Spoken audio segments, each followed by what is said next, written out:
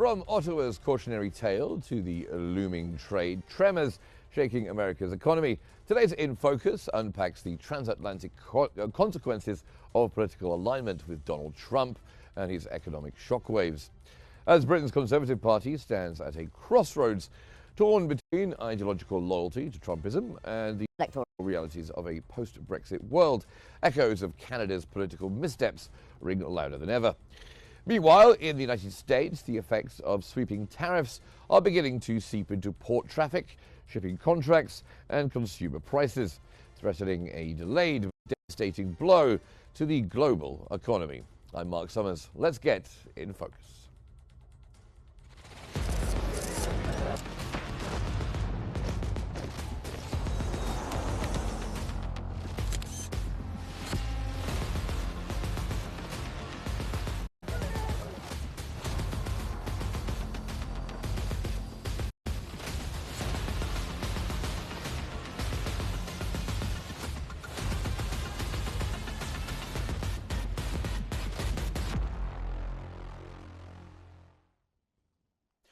The UK Conservative Party is facing a dilemma that mirrors the recent fate of Canada's Tories. In a sharply worded editorial, the Financial Times warns that the British right's growing affinity for MAGA-style politics, personified by figures like Kemi Badenoch and her praise for J.D. Vance, could be politically suicidal. Canada's Conservative leader, Pierre Poilievre, paid the price at the ballot box, losing what was supposed to be an easy win, due in part to his perceived alignment with Donald Trump's brand of politics. As the FT outlines, Britons are even more wary of Trump than Canadians. Only 16% view him favourably, and Trump-aligned figures like Vance barely register. That reality, combined with fears of foreign policy instability and Trump's hardline economic positions, puts the UK Tories in a strategic bind. Backing Trump too closely could alienate voters, but cutting ties means pivoting closer to Europe, which still remains politically contentious post-Brexit.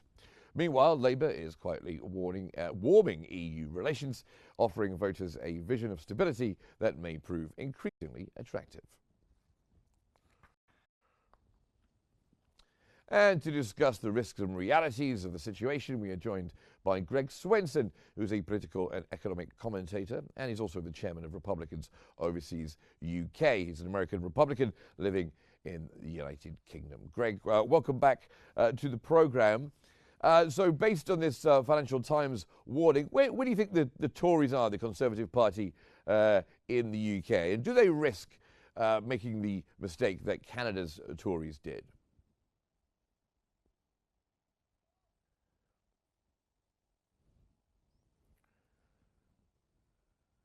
I can't hear Greg, unfortunately. Where do you think the Conservatives are in the UK? Are they going to make the same mistake as Canada's Conservatives did by getting too close to Donald Trump? I don't think so. I do think they're at a crossroads. I think they have to make some decisions, but I think they're leaning much more toward the right wing of the party, or the more conservative, small c conservative wing of the party. So for now, I think that's an option. It's different than the situation in Canada. What Mark Carney did was weaponize the relationship with Trump. I think in retrospect, some of the rhetoric from the Trump administration might have given him that opportunity. I'm not suggesting that it's too late to turn back the clock, but he weaponized it. He made it the issue instead of running on the record of Justin Trudeau or the left-leaning government of the last 10 years. They basically ran on President Trump, and it worked, unfortunately, for the people of Canada who've been suffering economically for a long time. Well, of course, I mean, Trump had said that he wanted to take over Canada and make it a 51st state, and was serious about it, and still is serious about it. So he basically handed that election to Mark Carney, didn't he? Yeah, well, if you take him, 100% literally, yes, you can make that argument. I mean, President Trump uses kind of hyperbole and rhetoric and ends up somewhere in the middle or somewhere in between the start and finish. But I think, you could say the same thing about Greenland. I think ultimately the United States will have a meaningful relationship, both economically and in terms of defense and security with Greenland. I think he was trying to encourage Canada to change some of their behavior. Did it work? Possibly. It definitely worked with Mexico and other trading partners, but I do think that it gave an opportunity for Mark Carney to basically make the election about Trump and about the relationship with America. And so, again, I feel really bad for the people of Canada. The Conservative Party was leading by 20 points only a few months ago. And so it might be a bit of an own goal for the conservative movement in the West, which is, obviously the voters are trending right. And, I think we had a real opportunity in Canada. So it's unfortunate.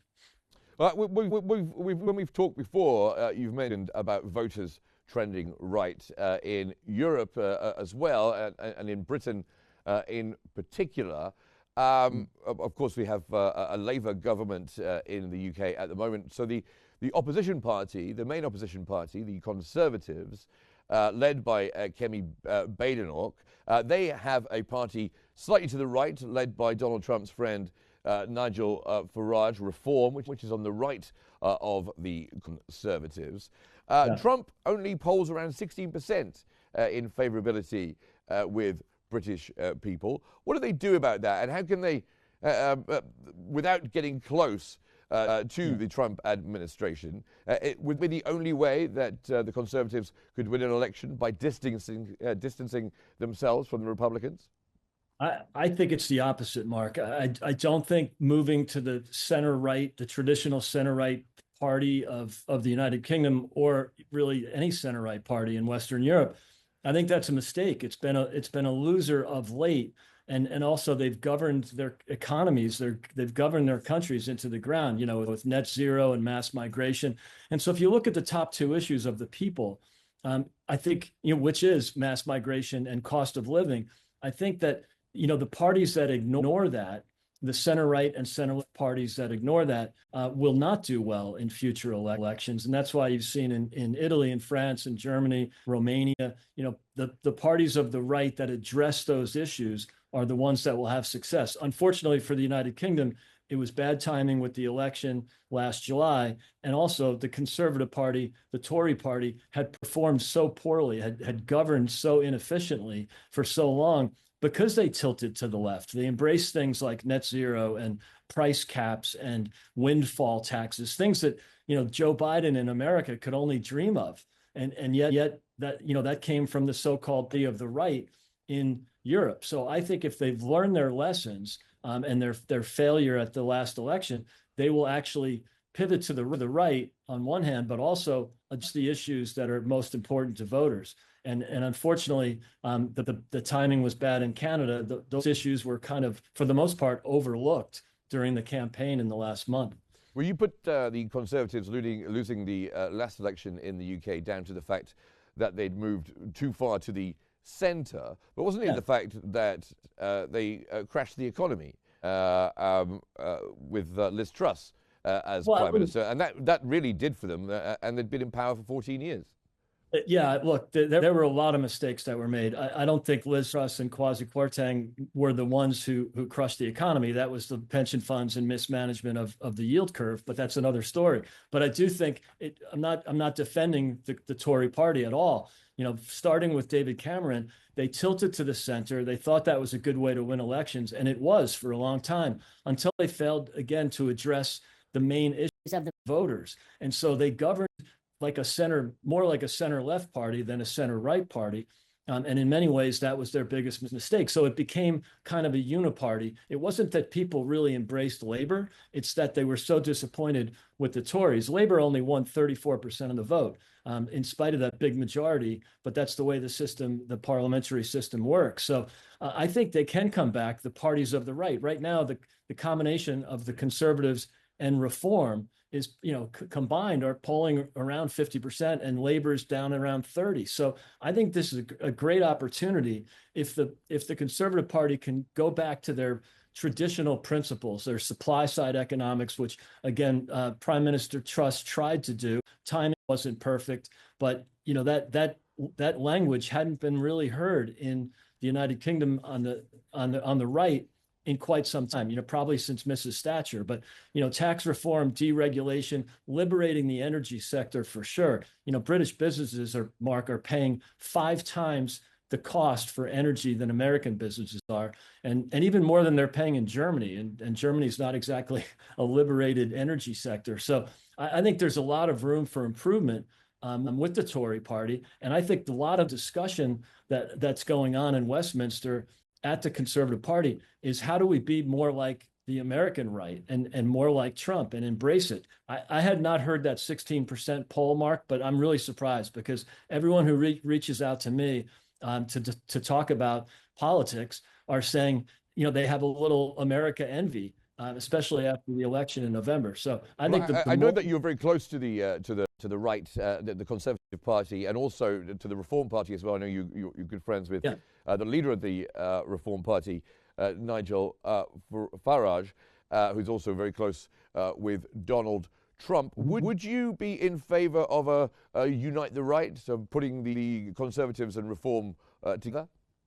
I would be. I'm sure a lot of people in both of those parties are going to be angry with the comment, but I do think that from an electoral perspective, it has to happen. I mean, there is a potential outcome where Reform wins the most votes and the Conservatives come in second or third, and then they form a coalition in government. That could work. But I think from an electoral perspective, they'd be much better off consolidating and making sure they're the first past the post.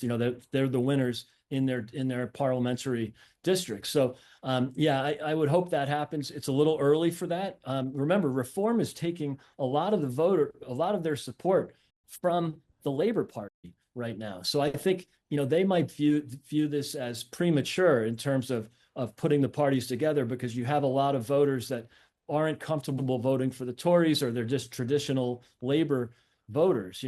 They're blue wall voters, and they would tend to go to Reform first, just like President Trump won a lot of Democrats, and Reagan did the same thing in 1980 with the so-called Reagan Democrats. So I think there's an opportunity to build that momentum, to get those voters on side, and then perhaps later consolidate and lead the right into the next election.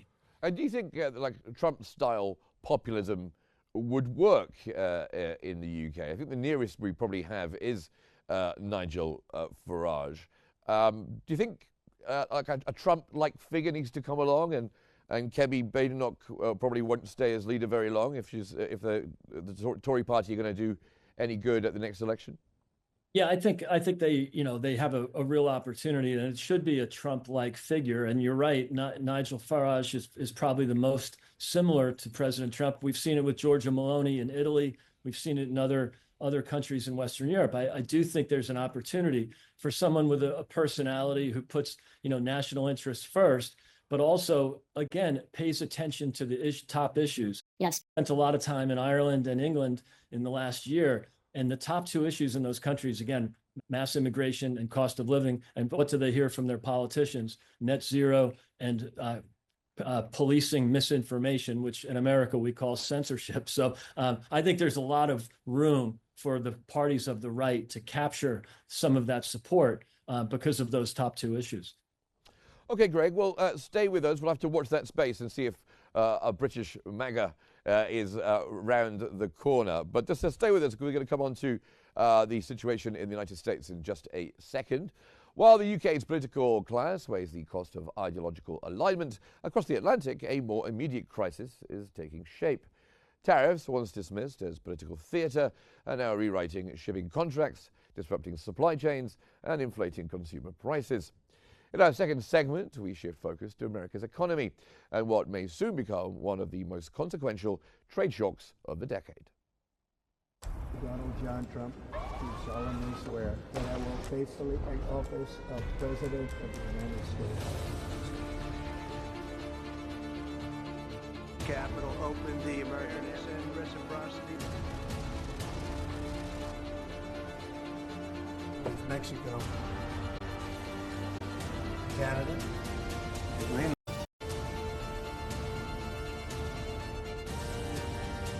Also, and I don't. As The Economist outlines in its latest analysis, America may be just weeks away from a self-inflicted economic storm. President Trump's new tariffs on Chinese goods, implemented on April 9th, are already causing ripple effects in U.S. port traffic, freight rates, and inventory strategies. While hard economic data still lags, real-time indicators tell a more worrying story. Bookings from China to U.S. ports dropped by 45% year-on-year the week after the tariffs took effect.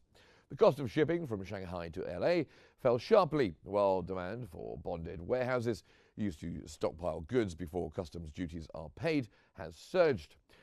This suggests importers rushed to beat the tariff deadline and then abruptly pulled back. Yet for now, most Americans haven't felt the pain. Employment and credit card spending remain stable, but analysts warn that's just the calm before the storm. Once pre-stocked, inventories run dry and companies are forced to pass on higher costs. Inflation could spike and GDP growth may slow. And back with us now is Greg Swenson, the chairman of Republicans Overseas UK, currently joining us. I saw there from Chicago. So you're in the States at the moment. Major trade shocks on the way. Do you see any sign of those yet, Greg?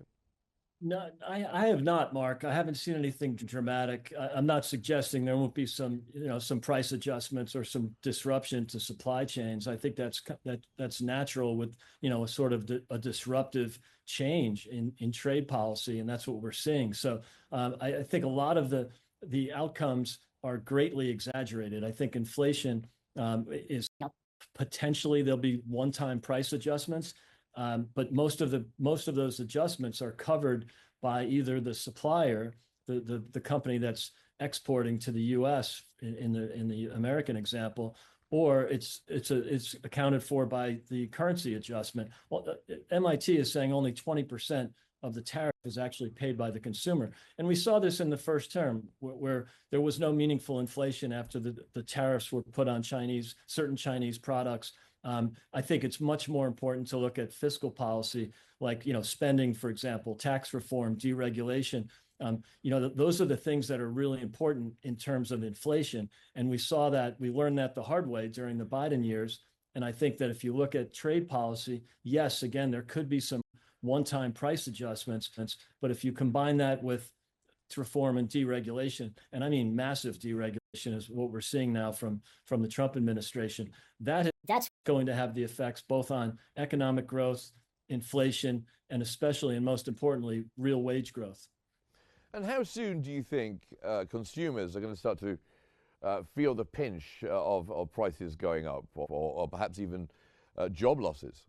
I'm not worried about that. I think the job losses that we're seeing so far are in Washington in government. 63% of job growth during the Biden years was in government and healthcare is basically government. So it's not something that we're worried about. If there's some reallocation from the public sector to the private sector, that's great for the real economy. So I'm not too worried about the short-term and near-term impact of tariffs. Again, will the price of imports from China go up? Yeah, they will. But we buy we buy 5 times as much from China as they buy from us. So my guess is the outcome of this little trade battle that we're experiencing is that the Chinese will come to the table. There'll be a trade deal. It will be productive. It will be fair. And we'll see free and fair trade for the first time, perhaps in 30 years.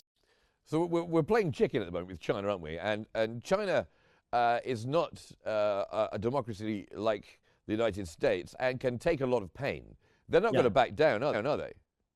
Well, I think that they, but I can't promise that. Right now, I think it's just a lot of bluster. You're right; they don't have elections, so Xi does not have to answer to the voters, to the people, and so he doesn't mind if his 300 million of his people are living on a bowl of rice a day. That's what is the case now. It could get worse as manufacturing declines, which I think we've already seen the beginning of that in China. 30 33%, 1/3 of their exports go to the United States. The United States is still the biggest consumer in the world, somewhere between 35 and 40%. That is something that, in a trade war, China will lose. I hope there isn't a trade war, but if there is, the United States can handle it. It's really no big deal. It's 2% of US GDP. Whereas with China, it's a significant part of their GDP. They can't replace the consumer from the United States with the consumption from Europe, because Europeans don't have the spending power, the buying power. So right now, even the EU has a major trade deficit with China, but they offset that with a trade surplus with the United States. So yeah, we're going to see some real disruption in the global trade order. I don't think that's any mystery. I think that's quite deliberate. But I do think ultimately it works out, and we're seeing that already with the 100 countries that have come to Washington to negotiate free and fair trade. And you'll see, 17 of the 18 major trading partners with the United States are at the table right now, with the exception of China. But I do think that will change, and especially as we start seeing trade deals with India, with the United Kingdom, hopefully with the EU in the near term. So, this is a bump in the road right now, and I know the markets don't like uncertainty, that's for sure. It has not flowed to the real economy yet, although, you're seeing a lot of reports come out that are, downgrading next quarter GDP, for example. I think that's a lot of alarmism baked in there. But on the other hand, maybe I'm an economic optimist by nature, but I'm looking at, President Trump's track record from the first term, where he really crushed it on the economy. People might not, many voters who voted for him this time, maybe did not miss President Trump, but they missed the peace and prosperity of 2019 and 20. So I'm optimistic that this time around, it's maybe a little bolder and a little bit more aggressive and, unorthodox, but he's fixing things that are broken in terms of trade. He's liberating. That's kind of not what the people are saying, though, is it? I mean, if you've seen the polls, he has the lowest poll ratings. They don't approve of his handling of the economy. They don't approve of the trade tariffs. And he has the lowest rating. The only lower rating was himself in his first term. Well, I'm glad you brought up the polls, because right now there's an interesting poll called the regret poll, that do you regret voting for a certain candidate? 2% of Trump voters are expressing regret right now. That's versus 14% for Biden. You've got 69% saying that Democrats are out of touch with average Americans. This is, he's at 45% right now in the real clear politics average. I think it was 36 last time I checked, but we'll have to leave it there, I'm afraid, Greg. But thank you so much for being on the program, as always. It's great to have you on the show. Now, from the Conservative Party's crisis of identity in Britain to America's ticking economic time bomb, today's In Focus has revealed how political alignment and protectionist instincts can destabilize both alliances and economies. As elections near and tariffs bite, the cost of strategic choices, whether in London or Washington, will soon become unavoidable. Thanks for watching In Focus, and have a very good evening.